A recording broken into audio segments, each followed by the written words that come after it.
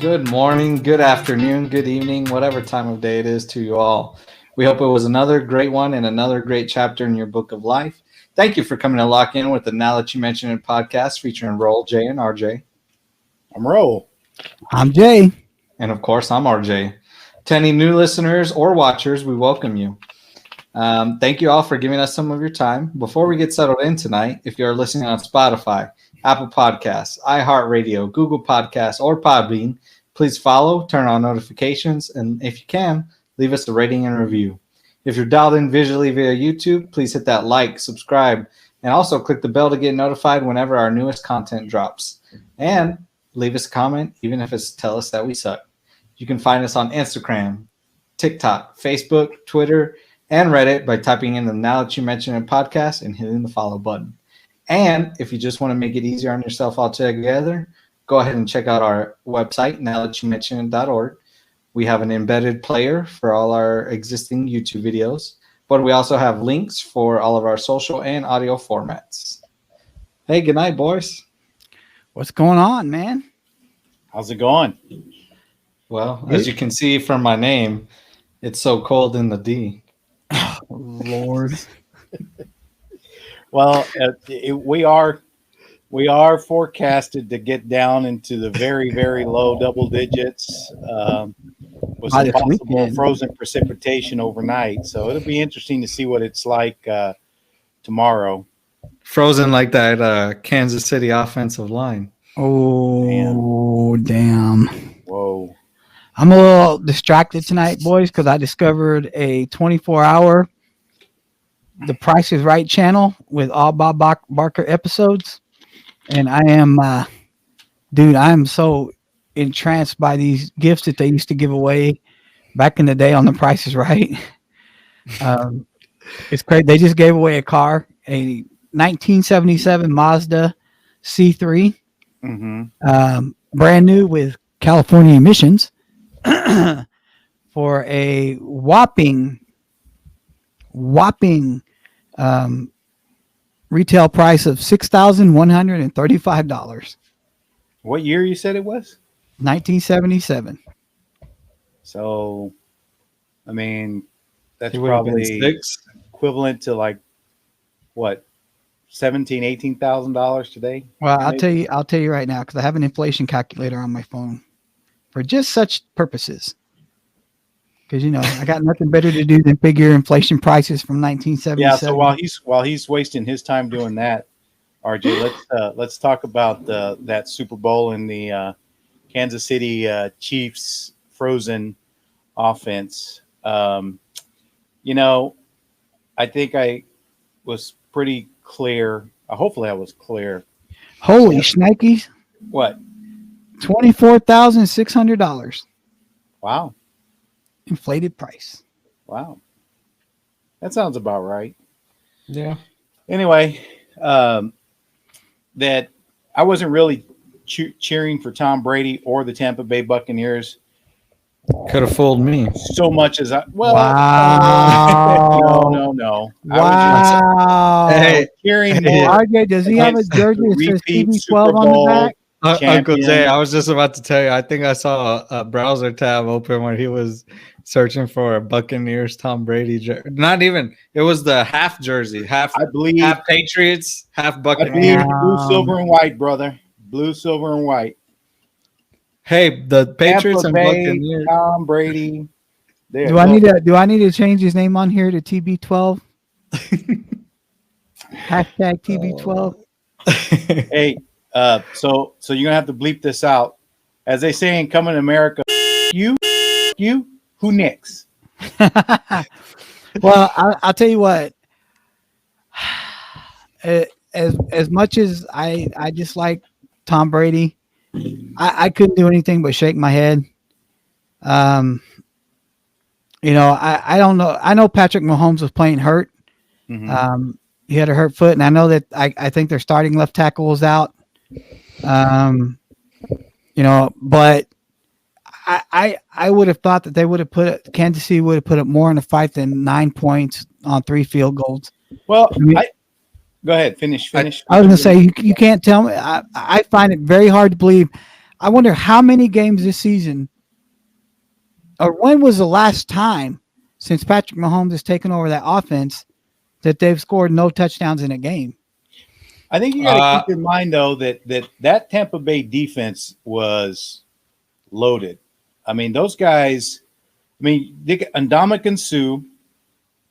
Yeah, but dude, Kansas City's played a lot of loaded defenses this year and made them all look stupid. I don't know that they played a defense like this defense. So, I mean, that defensive line is pretty damn near all what do you call Pro Bowl type players on that defensive line. And I think what Tampa Bay did in terms of their game plan was genius, because what they decided to do was, if Patrick Mahomes was going to beat them, it was going to be underneath passes only. And I don't think that really works in Patrick Mahomes' DNA 100% of the time. I don't think he could have run on that toe injury anyway. You know, I was screaming at the TV a lot the whole night because I'm like, Patrick, why do you keep running backwards? That's what I couldn't understand, man. Well, like, there was a couple of times he could have stepped up in the pocket and delivered a pass, but he chose to turn his head and go backwards 35 yards and before throwing it out of bounds. And I know that defense is good, but man, they harassed him all night. I think the reason he didn't step up into the pocket, because I think from a mental judgment standpoint, he felt like he needed to buy just a little bit more time than stepping up in the pocket. Because stepping up in the pocket, you got maybe an extra second and a half. Whereas if he's out there willing to scramble, so long as he can stay ahead of the defenders, he might be able to buy 2.5, 3 extra seconds. And yeah, but when you run backwards 35 yards to gain 10 yards, you gotta pass the ball 45 yards. That's okay. He wasn't short on any of his passes. Yeah, that's what I was gonna say. I think it's hard to put a lot of the blame on Patrick Mahomes when you had so many catches that were dropped. I'm not blaming him for that loss at all. But the one where he got tripped up, and there were a couple of times that I'm looking at him going, it wasn't all Patrick Mahomes. You're right. There were some passes that Travis Kelce usually catches.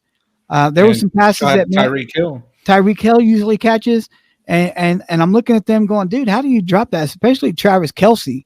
Well, and not just passes. Some of those were touchdown catches. Yeah, and that influences a game. And I don't have on hand who they played this year that's comparable to that defensive line.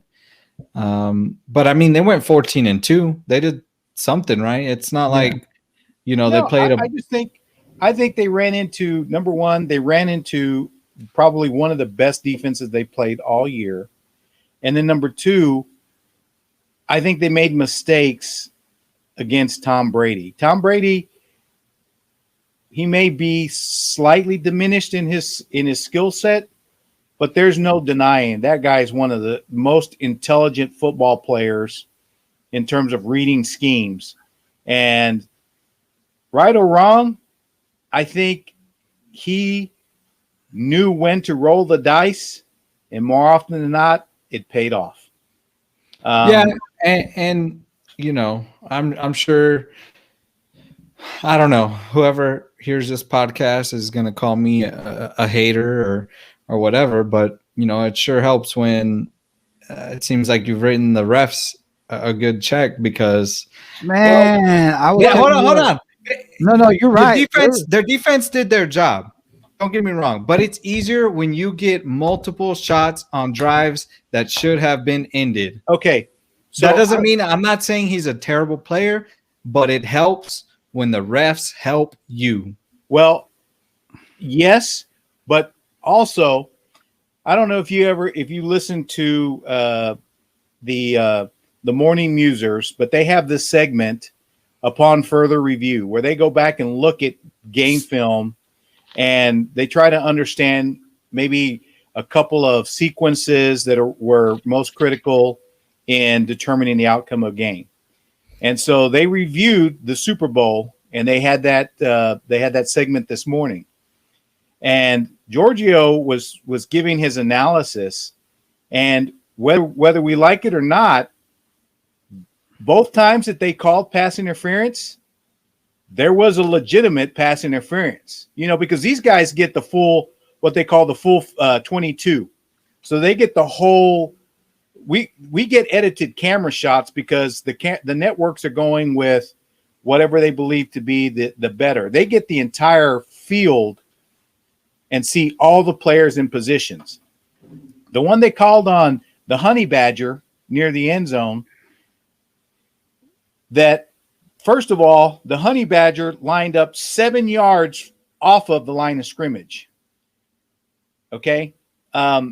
Any contact after the first 5 yards, can be called, right? Yeah. It can be called.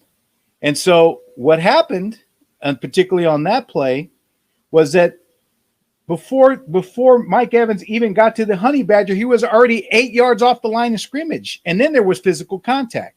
Now, you could say, hey, the ref didn't have to throw the flag. It was ticky-tack or whatever. I'm not going to sit here and say it wasn't the best call, but I'm also going to say you can't sit there and say the refs gave it to Tampa Bay. Are you talking about the play where Mike Evans got? Is that the play where Mike Evans got tripped up? No, that was the other one. That was with what's his name? The other defender. It starts with a B. I'm sorry, I'm not. Well, I wasn't more. Yeah, that play. You even Tony said it. Like I texted you guys. First of all, the ball was most likely uncatchable. But second of all, Mike Evans' foot is the one that tripped the DB. The DB has just an equal right to the ball as Mike Evans does. Except if you go back and look, Giorgio talked about that play too. That defender had his hands around Mike Evans' hip as he's running, which may or may not have contributed to the trip. I mean, it's up to the ref to make the call. It's up to the ref. And here's one thing I will say. You've heard me say this before, RJ. I don't think that the refs are taking into consideration anymore whether a ball is catchable or not catchable, because it's been a long time that they've kind of overridden certain pass interferences because they deem the ball to be uncatchable. Like I haven't seen, of course, I don't watch as much football as I used to, but I do watch at least, aside from the Cowboy game, I'll usually watch one or two other games a week. And I always felt like the calls don't get waved off as often as they used to because a ball is deemed uncatchable. I think it's gotten to where it's so egregious that I don't know how you play defender in this league anymore. I really don't. Now, the other thing, what Giorgio pointed out is that if you go back and again look at the entire game film, Kansas City got away with a lot of defensive holding on their secondary that didn't get called. Everybody's getting upset about the ones that got called, but you could also make the case that the refs let a lot of that shit go. No, look. First of all, you guys are trying to make it sound like I'm a Tampa Bay apologist, and I'm not. I'm just saying, at the end of the day, even if you took away those points, it was still a 22 point differential in scoring. Yeah. And like I said, I don't care if Tom Brady wins a Super Bowl or not. I really don't care, because at this point, you can't take away the fact that he's the GOAT. You can't. There's nothing I can do. We can't go back in history. The guy's got 7 rings. Well, I may not. I may have podcast money, but somebody's got TB12 money. Who? I got Bitcoin money. Oh my God. Dude, Bitcoin's killing it, man. It is. I've kind of gotten into not only in Bitcoin, but the one you showed me, bro. Ethereum. Yeah, Ethereum, and then Dogecoin. Dogecoin. Dogecoin, whatever it's called. I don't give a shit what it's called as long as it makes me money. Well, but I'm glad to hear you're in Dogecoin. when it was all said and done, the Super Bowl. Let's be honest. The other thing they were talking about was the Nielsen rating and kind of how the low viewing, the low viewership of this Super Bowl, because I think it, once halfway through the third quarter, because no one wants to watch Tom Brady anymore. No, I mean, it's like I went grocery, like I texted you guys, I went grocery shopping during the Super Bowl because I figured out by, first of all, I watched the halftime show and I had already set, regardless of the score, I was going to go to the grocery store in the third quarter anyways, just because I knew the store would be empty. That's the best time to go. But part of it did help. I mean, had it been a close game, I might have been like, well, I'll wait till the fourth quarter. Right. But the writing was kind of on the wall. And, I think part of it for me is I get tired of seeing all these people, Tom Brady this and Tom Brady that. RJ, I almost want to throw a flag on you because sometimes you're hypocritical. But I've liked LeBron since he came into the league. I've liked Tom Brady since I was playing middle school basketball when he came in the league and he dropped his first LeBron shoes. It's on record. It's on record. He says, I've liked Tom Brady since he came into the. No, you know what I meant. I'm sorry. Freudian slip. Yes, exactly. Well, bottom line is this. I think that, like RJ said, like for me, I don't know. For me, once the Cowboys were out of the playoffs, I was so disinterested in the playoffs. Yeah, me too. At all, period. Yeah.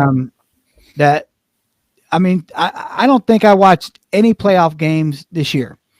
I watched the championship games, AFC and NFC. I didn't even watch the AFC and NFC championship games.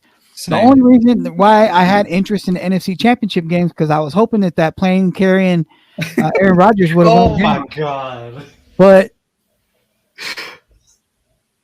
and the Super Bowl, I just had a passing interest. For the last 2 years, the only reason why I tuned into the Super Bowl was not even for the halftime show; was just for the commercials. Last year, the halftime show, of course, piqued my interest once it was, Shakira and J-Lo and a whole lot of gyrating. That was awesome. But this year, look, and don't get me wrong, I like some of the Weeknd's music. I do. There's a couple of songs of his that Diana listens to that I'm like, okay. And, one of them's a TikTok song, and that's where you kind of recognize it from.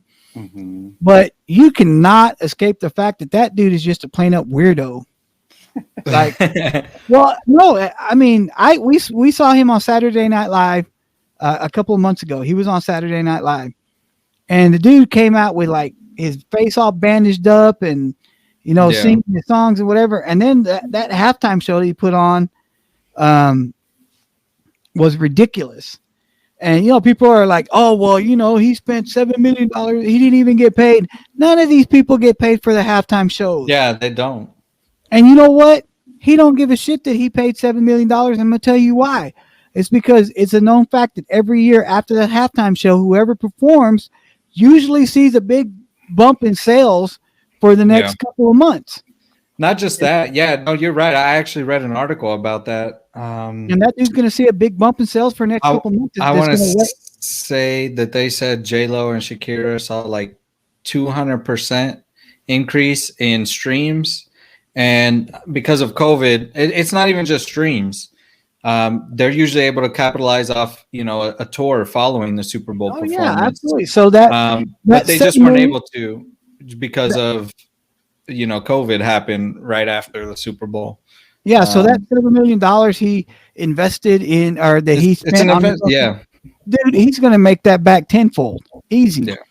Yeah. Because he played the damn Super Bowl, and but the dude is just a straight up weirdo, man. That whole, like the memes that came out. I mean, and it was funny because the memes started hitting immediately after the halftime show.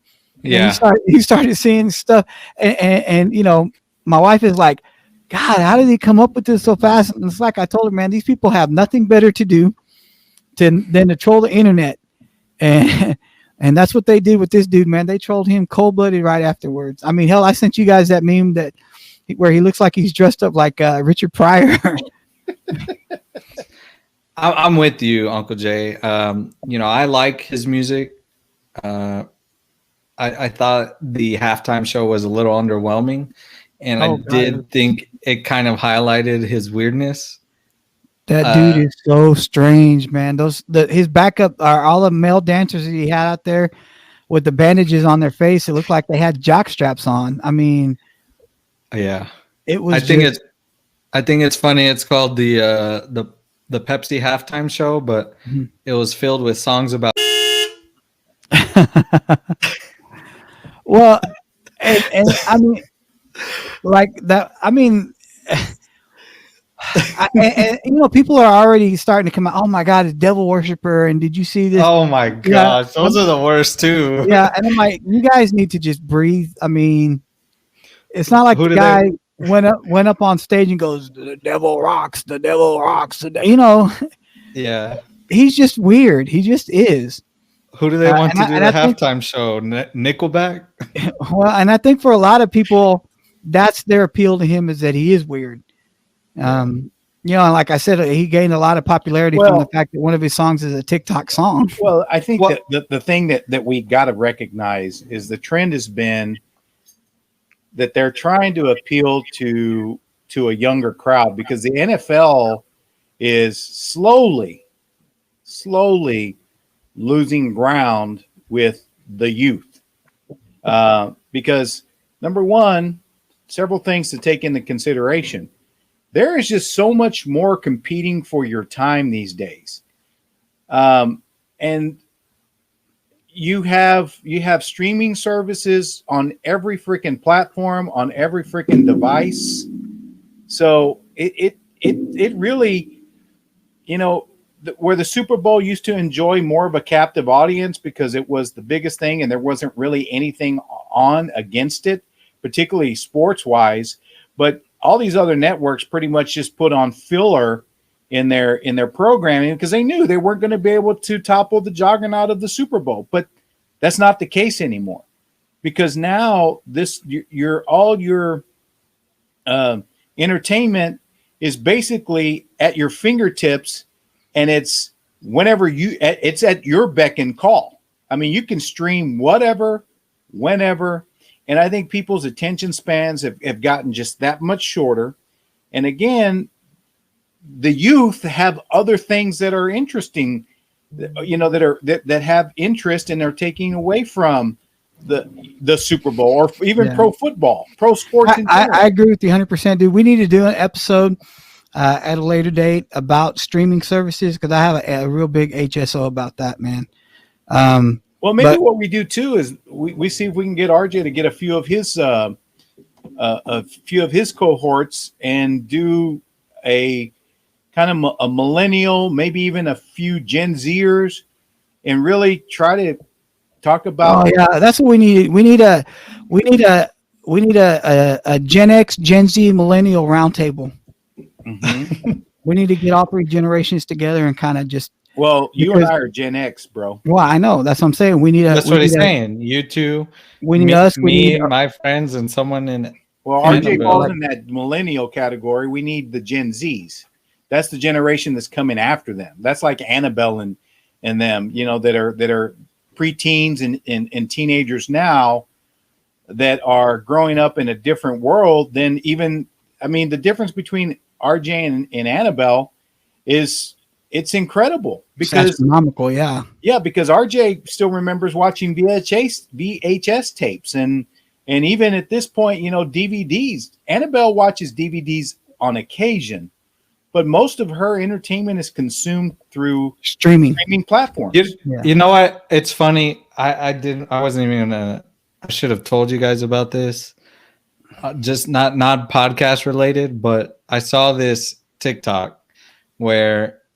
This guy, I think he was like my age, or at least my generation, millennial. He asked his son to do the hand signal for answering a phone. Oh yeah. His son goes like this. Yeah, because I was just like, yo, like, even though I know I'm young, it's one of those moments where you're like, damn. Yeah, nobody knows what this is anymore. Yeah. And then the same thing when they're like, what's the hand signal for taking a picture? And he goes like this instead of like this. Yeah. Yeah. So no, I mean, we definitely down the road need to come up with that. We need to do a Gen X, Millennial, Gen Z roundtable. I think we just got to find a couple of Gen Zers that are old enough to be on the podcast. One other point real quick that I want to make before we move on is that I think the other thing about the Super Bowl halftime show is we have just gotten to the point where everything has to be over the top, heavy with special effects and graphics and all that stuff that I don't think, when's the last time we actually had a performer? I think Prince maybe was the last time that they actually got out there and played music and rock. Oh, yeah, they had some pyrotechnics, but I just think the last, 5 or 6 years, it's just gotten so over the top. Like they're always trying to take it up the next level that it's just too much to take in. And then you kind of lose the real talent of the artist themselves because you're really looking more at the spectacle of. But you got to remember, some of these artists that they're having in Super Bowl, they make their way in the world as performers.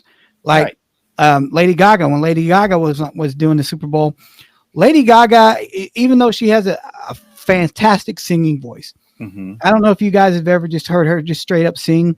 She has a wonderful singing voice, but nobody goes to see Lady Gaga for her singing abilities. They go to see her because it's a spectacle, It's kind of like Garth Brooks. Garth Brooks is the same way. Nobody goes to see Garth Brooks to see him stand there and sing. They go to see Garth Brooks because he swings all over through, across the stage. He runs, he smashes guitars. I don't know about that anymore. I don't know if them cables can hold up after. Damn. He's looking a little plump. Trish Yearwood did a number on him. Well, hey, I don't think Trisha Yearwood was forcing that food down his mouth. Yeah.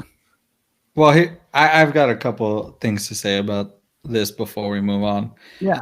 I feel like having listened to The Weeknd's music, I don't know that he necessarily picked his best music, but I also think he could have done I don't know if obviously my dad's not going to know this, but you might, Uncle Jay. He's done a Dirty Diana cover, and I think when he does his best singing, he has somewhat similar vocals to Michael Jackson. Like when he covered Dirty Diana, it almost made me feel like, wait a minute, am I listening to The Weeknd or Michael Jackson? I'm not saying he is Michael Jackson. I'm not saying that, but he has very similar vocals. Yeah. And I think that's one thing that sets him apart is the fact that he's a singer, he's not a rapper. And I think a lot of people, because of the name that he uses, he goes by The Weeknd.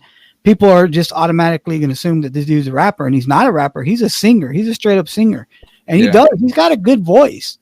That's why I like some of his songs. That song, I Can't Feel My Face When I'm With You. I like that song. It's a catchy tune. Yeah. It's got, the lyrics are a little funky, but and he's got some other good, like I said, he's got a couple of other good songs that I enjoy as an older. Hey, RJ, when you edit this episode on that segment right there, auto tune it so that my brother's actually in pitch. So one of these days we're gonna have a karaoke off on Now That You Mentioned the podcast. A what off? Karaoke, dude. I don't even care, brother. Hey, that's fine, but if we're gonna do that, then you got to do the hot chip challenge or the pepper challenge. You gotta clear. If you want me to sing, those are my conditions. You gotta clear that with your aunt, dude, because she doesn't want me to have a heart attack. Hey, Dad, remind me when this was Now That You Mentioned a podcast featuring Roll J, RJ, and my Aunt Diana. As far as I know, it never changed. But then again, that podcast money is coming from somewhere. So maybe Well, I would have. You know what they say? I guess money changes people. Yeah, that's right. That's right. I would have figured she wanted me to do it because there's a pretty hefty life insurance policy in my social on it. Oh my gosh. But last point I wanted to make is just that I think the what my dad was saying regarding them trying to target a younger audience is true, because for me personally, I think I've kind of reached a point where, and this may be because of the Cowboys, and like I said earlier, I think I'm just tired of seeing Tom Brady in the running, regardless of what team he's on. I'd rather watch an NBA basketball game at this point. And like I said, I realize I may contribute that to the part of the fact that my team isn't where I'd like them to be and hasn't been for a while. But I just think the NBA across multiple levels, socially and from a marketing standpoint, is starting to at least lay the groundwork to outperform the NFL with the younger crowd. Well, it may not happen in your lifetime, but maybe in mine. I was gonna say, it's going to be a very long time before another sport in the United States unseats the NFL as the reigning champ. I know that you guys have this insane belief that soccer is growing in the United States when I still contend nobody gives a shit about it. That the NBA has stepped up and it's sad for me because I'm a big baseball fan. You guys know that. Yeah. It's sad for me that baseball has kind of lost its way as America's pastime. And you're right. The NBA is coming up, but it's going to be a very, very, very long time before they take. I'm going to say this, and this is probably just a hypothetical to throw out there, Jay, because I don't know that it could ever get this way. But if the United States men's national team could ever put together a team that was very competitive for the World Cup, and the U.S. men's national team could get to a World Cup final, maybe even win one, I guarantee you that's when you're going to see how soccer changes the number. Okay. Here. But hold on. No. Okay. I'm going to contest that with they would have to do it on a consistent basis. They can't do it one time because if they did it one time, people would forget about it within 2 years. I promise you. Nope. Because here's the thing. Winning the World Cup is so hard. No. And I'm going to tell you guys why. Because in the United States of America, and I'm not talking about the world. I know that soccer is the biggest sport in the world. I get that. But in the United States, people crave action. They don't want to see 0-0 matchups. They don't want to see 1-0 goals. They want to see 56-75. They want to see 136-132 with Luka dropping 47. That's what they want to see. They ain't going to give a damn about a 1-1 score or 1-1 tie in a friendly. They don't care. I'm telling you, dude. Soccer will never get to the level that football or any other sport. Hell, I don't even think they can get to the level of the NBA just because nobody wants to see that crap, dude. Nobody wants to see guys running around the pitch. You're so wrong. You don't even know, bro. No, dude, I'm 100% right about that. I can't wait till 100% right about that. Now that you mention it, episode 250, where I get to drop this clip in and show him that he was wrong. Yeah. Go ahead, because you know what? I'll stay alive just to make it to episode 250, just so I can tell you, see, dude, I was not right. I was not wrong. Nobody cares about soccer. Well, anyways, we got better things to talk about. I'm going to drop a poll out there this week. I'm going to drop a poll. Would you rather see a 1-1 soccer game, or would you rather see? Wait, hold on. When you guys set the parameters.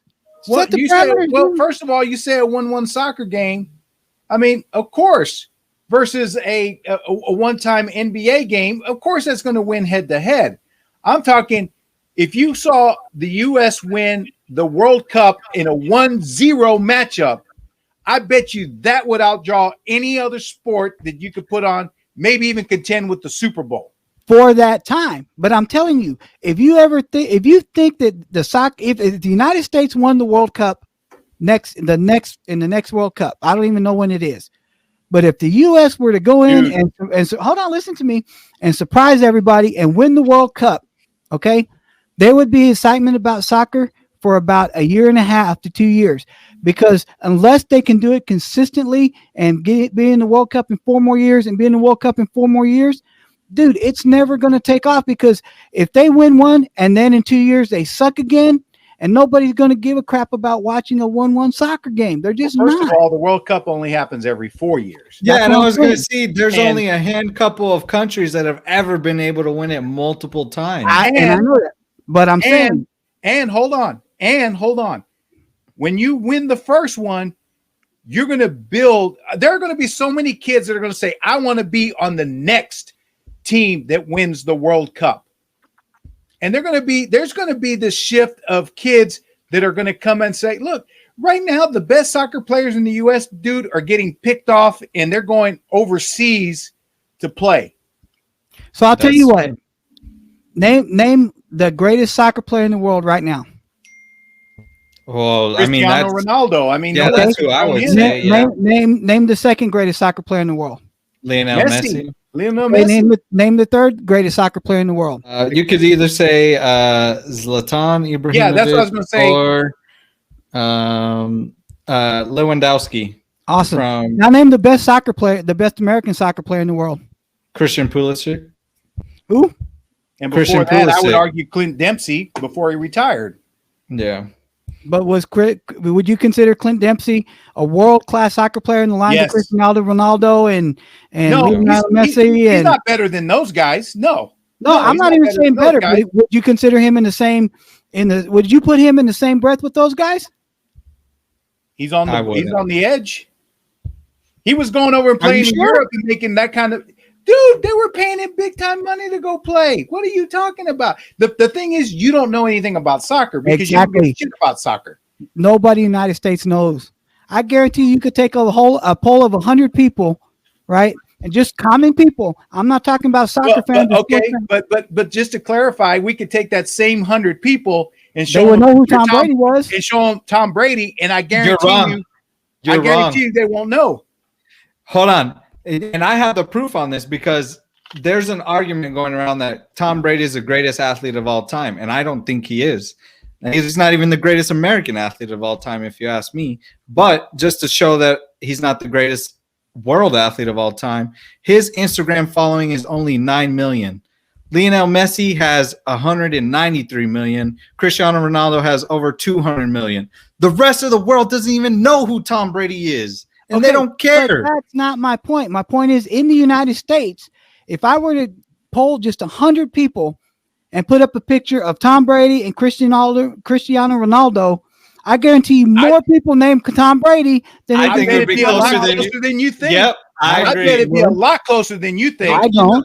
Hold on, before we need to get on to other topics, but Yeah. you know who we need to have on to talk about this that I think would be unbiased? Little Edward. I think Little Edward, he's into baseball, he's into football, he's into soccer. I think he's, if you guys are open to it and he has time for it, Let's I'd throw it like out to there. I'd like to get our cousin on and see how he feels about all this. All right, so we're gonna drag this up on the next. Now that you mentioned the podcast, I'm not gonna let this go. All right, but switching to our fourth or fifth sport to the night. We had a little homework to do for this week's episode. Obviously they recently released the somewhat Jordan-esque documentary about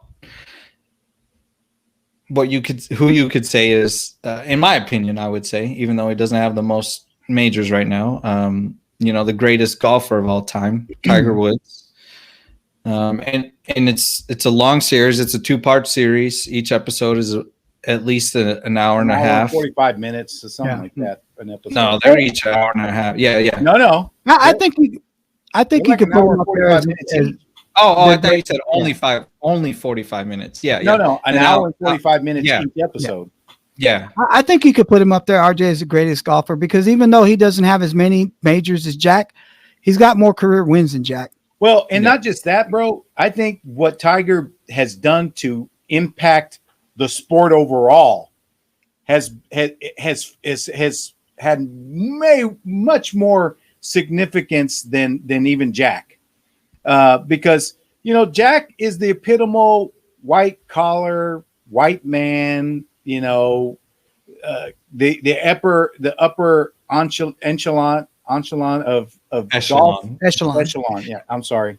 wow, It's all right. echelon of golf viewer. Tiger changed the entire dynamic because he brought golf to kids of color, to kids of maybe lower income backgrounds. He made golf popular for a group of people that had no interest in golf to begin with. So Yeah. I would argue, I would agree with you that I think Tiger is the greatest of all time, just because not what he's accomplished in the sport, but what he's done to transform the sport. Yeah. Well, and as we went back and just started, looking back at golf and things like that, I came across the name and I used to tell myself, I want this guy's life. And then I went back and started looking at his career, and I'm like, you know what? I would still love to have this guy's life. And that's Fred Couples, man. That dude lived the dream, man. All he did his entire life was play golf. He didn't have to be the best in the world. He won a couple of majors. He won several tournaments and made a shit ton of money, and nobody cared about him. Like, he didn't have to deal with the press. He didn't have to deal with paparazzi. And even to this day, he's like in his 70s, and all that dude does is go out and play golf, man.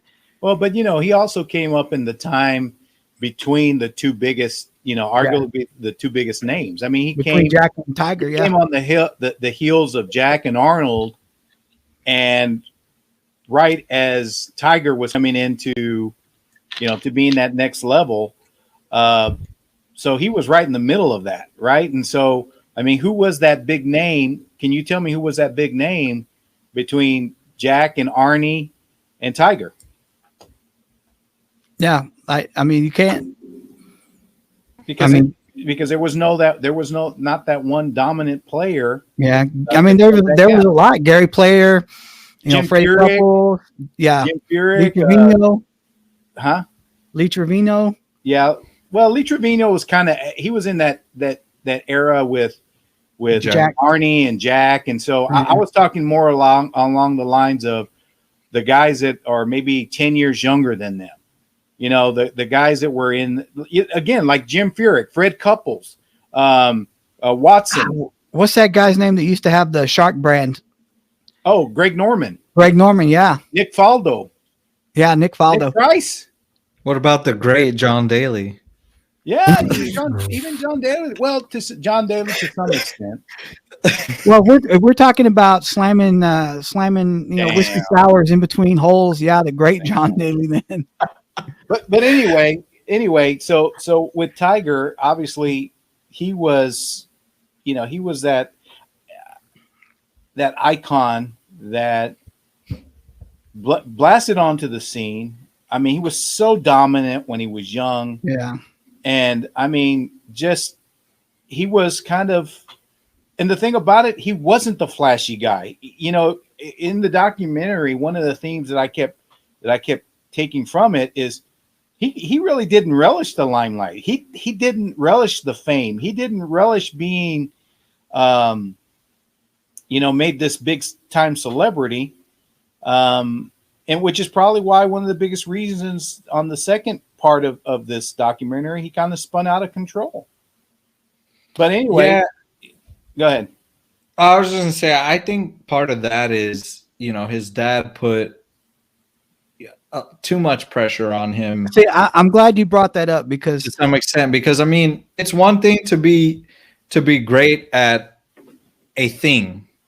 It's another to, from the moment your son shows greatness at a thing, to say he's going to be on the level of Gandhi and Jesus.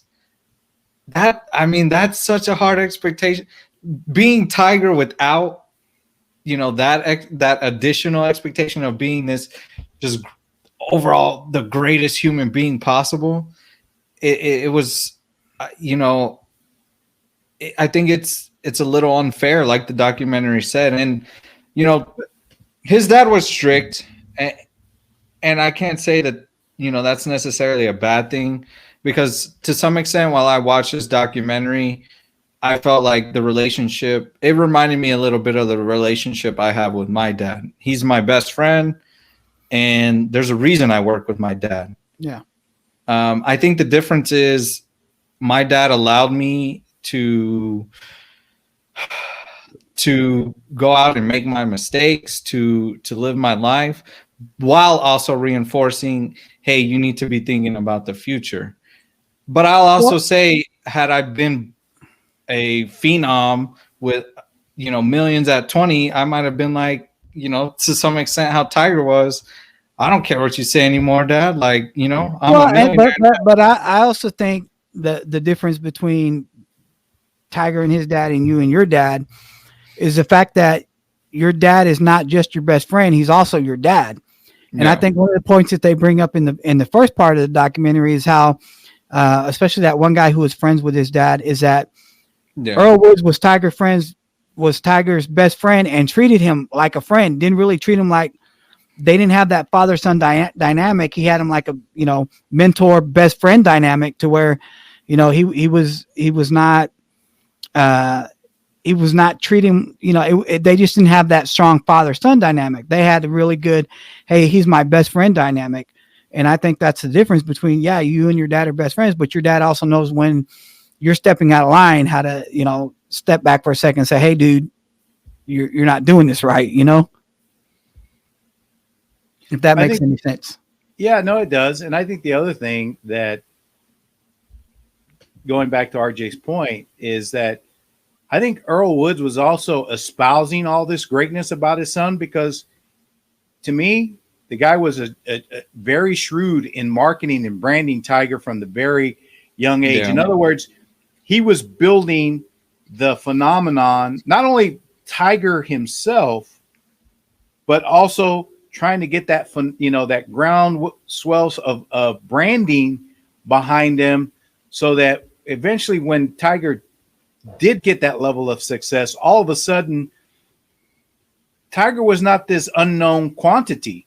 I mean, obviously he was on TV when he was 2 years old or 3 years old, when they had him on the Johnny Carson, was it, or the Tonight Show? I don't know if it was Johnny Carson was the host at the time, but they were certainly getting Tiger's brand and name out there long before he even really was the phenom that he became. Yeah. Right. They were building him up even before. And I think that was part of Earl's desire to, obviously for his son to be successful, but also to claim a piece of the spotlight. Yeah. I think I'm gonna make a quick joke, but I think Earl would have made a great NFL commissioner, like Roger, the No Fun League. Because man, it was just crazy.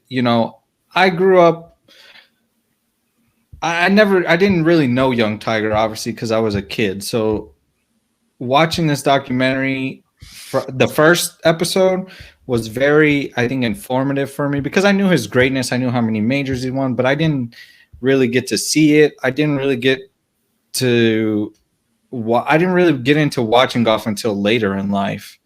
And so, the fact that he was on TV at 2 years old, that for me, seeing that was like, wow, that's incredible, because I didn't know some of this stuff. You got to take the good with the bad. Like, I joke that Earl was, no fun, but you don't get the Tiger that we got without some of that push that Earl put on him. Yeah, and that comes back to, I guess a lot of, I don't know what the percentage of athletes are, but I know that to get to that high a level, you have to have a parent that's willing to push you that hard to. Well, and we shouldn't forget, it wasn't just Earl. Yeah, no, his mom too. His mom too. Yeah. But his dad was the one that was taking him out, playing golf with him every day, making him get out on the course, and I think his mom was just more change in the pocket. Yeah. Working on the psychological part, just making noises, trying to draw him off sides when he's putting or whatever.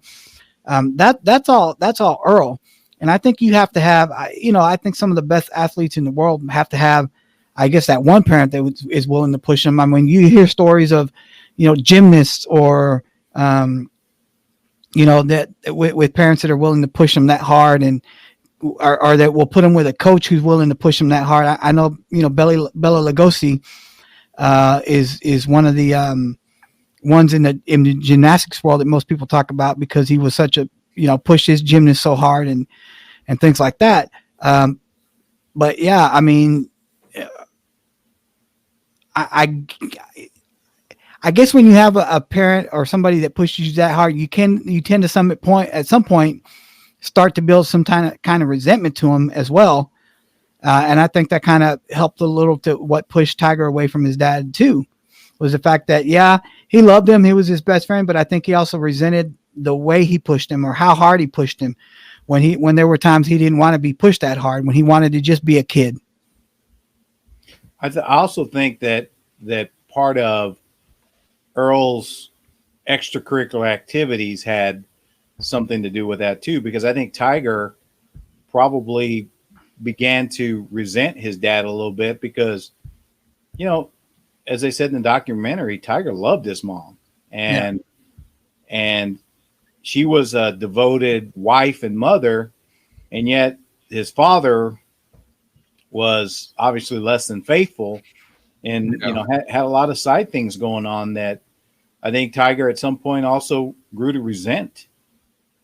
And, I think that was part of the thing that drew the wedge to him, because at some point when you're successful enough and you begin, even your mentor loses his shine when you begin to question his, maybe his ethics and his morality or her, depending, again, I say his, but whatever your mentor's profile is, when you start to look at them and all of a sudden you start to question their integrity and their, some of their message, and even begin to ascertain some hypocrisy in it, it's easy for you to start to say, well, they served the purpose, but I'm moving on.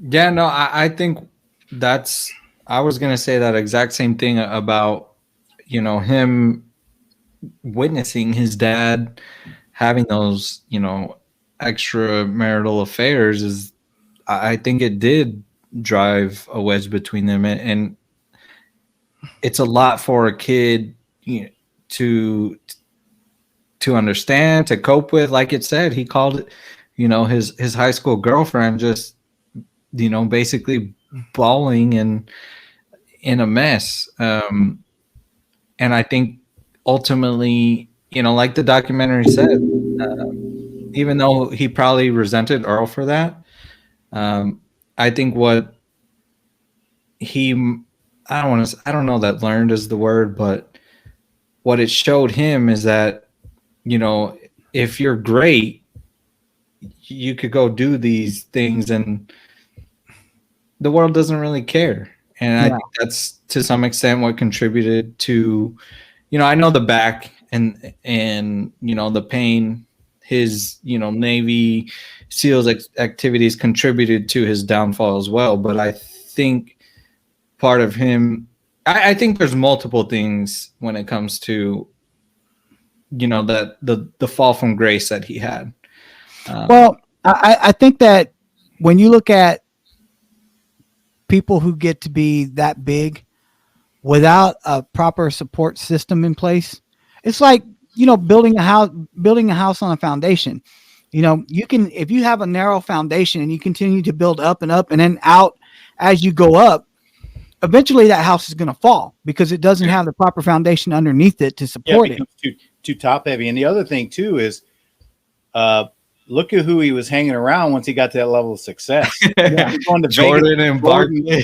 And Barkley, and we knew from, you could tell from the Last Dance episodes that Jordan had his vices out there too. And I'm sure, like all these guys, professional athletes that are, obviously with celebrity and a ton of money. The one hostess that they had on there from Vegas said, that was our job. We'd go out and we'd pick the prettiest girls we could find in the club and say, how would you like to go party with Michael Jordan? How would you like to go party with the Tiger Woods? And that was, you're basically putting them in that position to where, how can they not make bad choices? Right? Because they're at a club, they're getting drunk, they got all these hot women around them, they got a ton of money, and like the hostess said, we cater to everything. We basically brought everything to them. We built this, we indulged every single whim. How could you not suspect at some point that, well, that's only going to lead to some level of infidelity? Yeah. Yeah. And I think, the metaphor that you used, Uncle Jay, is kind of perfect. He went out and knowing that he had these things going on, continually to spout this squeaky clean image, knowing that that wasn't the case. And, I think because he wasn't allowed per se, because of Earl, to go out and develop some of those social skills, I think because what I'm about to say has to do with the fact that there were so many women who came forward and said basically the similar thing, that, he professed his love to them. And I think part of that contributed to the fact that because he didn't really develop those young social skills, that he was in love with the idea of love, but not so much with what love actually is. You know what I mean? Yeah. And the other part I would say contributed to his downfall is, regardless, what he did was wrong, but regardless, there were people who they just didn't like the fact that he presented this squeaky clean image. And so they felt that it was their job to go and tear that image out. Yeah, well, exactly. And I guess that's something that bothers me, because it's like, Tiger he was committing wrong things, but it's not like he was doing anything wrong to the press. It's not like he was Marshawn Lynch, like, get the F out of my face type stuff, Well, but here's where, RJ, to some degree, I would also say it's a little bit of hypocrisy on your part. The truth of the matter is, most of the time, if you're not a fan of that celebrity, the first thing you want to do is you want to see them fall. You want to see them fail. I can't remember who the one person, when they were interviewing him, but he basically said, when you conquer the world, at some point, the world wants its revenge. Yeah, I remember that part. And go ahead. And sorry. I was going to say, I think that's why there's this profound resentment with Tom Brady or anybody else like that, is because you're really sick of seeing Tom Brady on top. And so you kind of quietly root for his failure, or, even if it's not necessarily Tom Brady, but Golden State, when Golden State was the 800-pound gorilla in the NBA, everybody was rooting against them. Just like with the Cowboys, when the Cowboys were the top dogs in the NFL, if you weren't a Cowboy fan, everybody in the world was rooting for their failure. Everybody.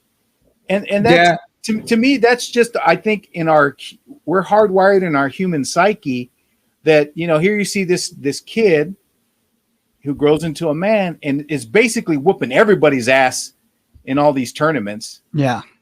And at some point, everybody's like, okay, he's great. Now, how do we trip him up?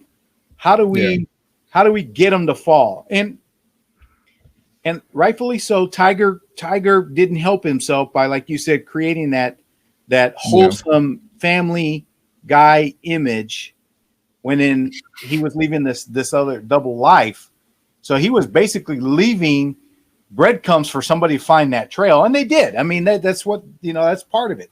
Yeah, he was careless, so he contributed. Well, you could say he was leaving waffle crumbs, Damn. Oh my God.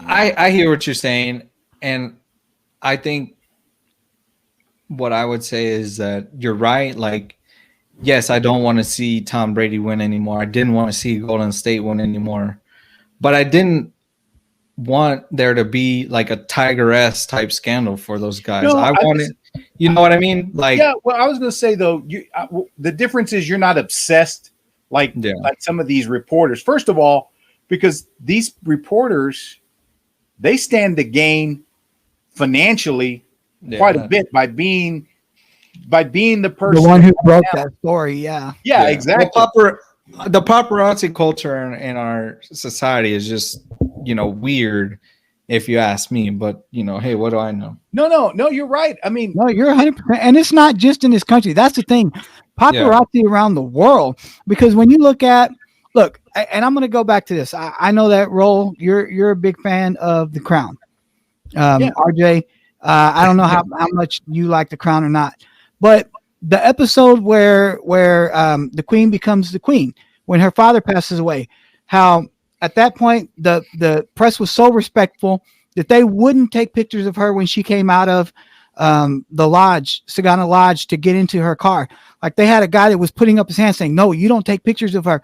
That that versus what it is now, to where you have paparazzi chasing Princess Diana, into a tunnel that basically caused her death. And the things that these guys have to put up with. I know, I don't know if you listened to the ticket this morning, but Gordon Keith was talking about how he was in a restaurant with Lindsay Lohan one time. He was having dinner in the same restaurant as Lindsay Lohan. And he said that he was inside, and when Lindsay Lohan walked outside, he said it looked like a thunderstorm. All of the flash bulbs and all the cameras that were popping off as she walked out, because they all wanted to get that one picture of her, right?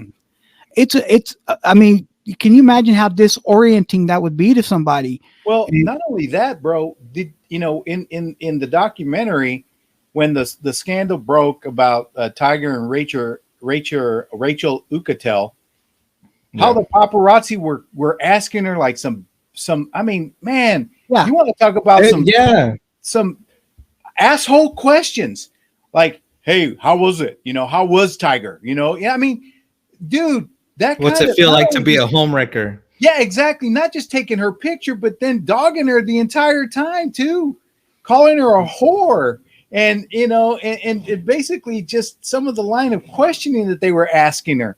I was like, man, you want to talk about uncalled for? Yeah.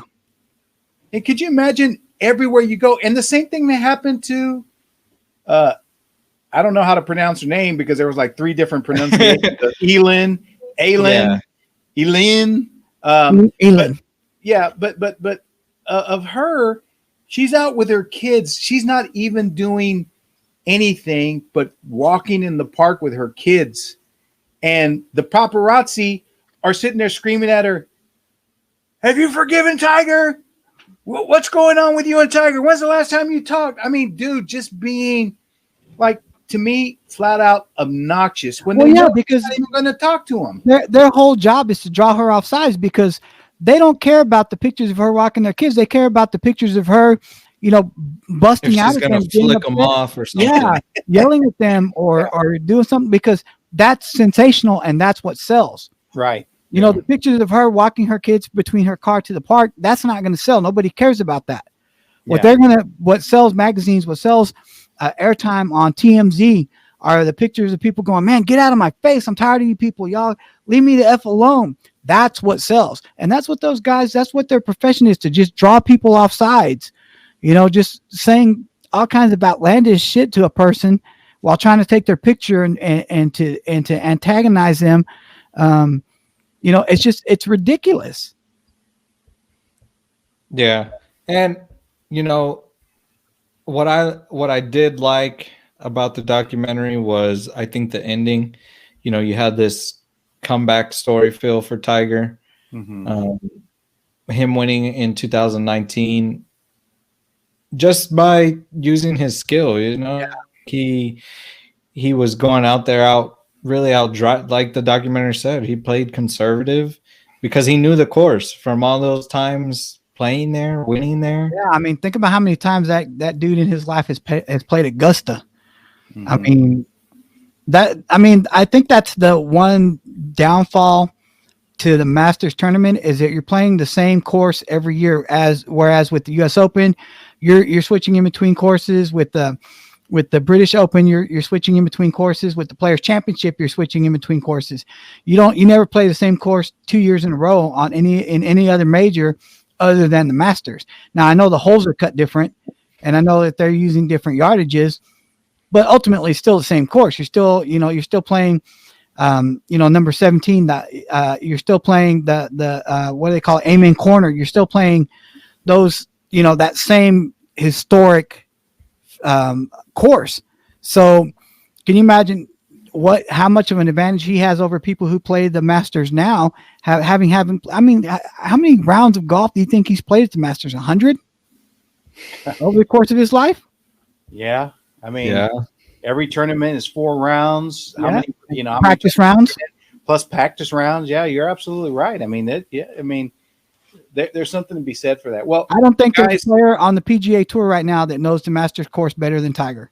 I know we could talk another half hour about this, and maybe we spill this over into the next episode. But I see the little clock in the corner there, and we're coming up on an hour and a half. And I think even after your both of your fine massaging with the editing, we're still going to be hour 20 plus. And I think our research has showed us that we start to lose viewership right past that hour. So, hey, RJ, can you find a picture of an airplane going down so that when I talk about Aaron Rodgers, you can? Damn. Well, so why don't we put a pin in it for tonight, boys? And let's pick this up in the next episode, and then argue some more with Jay about soccer, since he seems to think that soccer is You too. But anyway, so in closing, guys, we want to truly thank you, especially on an episode like this one where we really push the line of your attention span. So we appreciate you guys sticking with us, hopefully watching the entire episode, or if you get tired of Jay ranting about soccer, put a pause and then come back and watch it in 2 pieces or whatever. But nonetheless, we truly appreciate your time. Thank you for watching the Now That You Mention It podcast with Roll, Jay, and RJ. Don't forget to hit the notification button, like and subscribe to our YouTube channel, so that you'll get a notification every time we drop a new episode, and see just how creative Jay and RJ's editing skills continue to progress. Don't forget to check us out on the audio formats: iHeartRadio, Google Podcast, Apple Podcast, Podbean, and Spotify. Don't forget to check out our social media on Facebook, Reddit, Instagram, TikTok, Twitter, and of course, you can always go to the nowthatyoumentionit.org webpage, where we'll have links, and obviously we have video clips of all this bullshit that you're putting up with. So again, for Jay and RJ and myself, we couldn't do this without you, Jesse P. So we send thanks your way, and we thank you, our viewers. Y'all have a good night. Yeah, guys, and don't forget, merch is coming. Merch is coming. Merch is coming. Yeah, I think everybody still wants to see the Now That You Mention It podcast thongs that Jay said he's going to wear. I think I'm going to Photoshop one on Jay. Well, but put it over my head so I can be like The Weeknd. Oh my God. Bye, boys. Good night, y'all. Good night.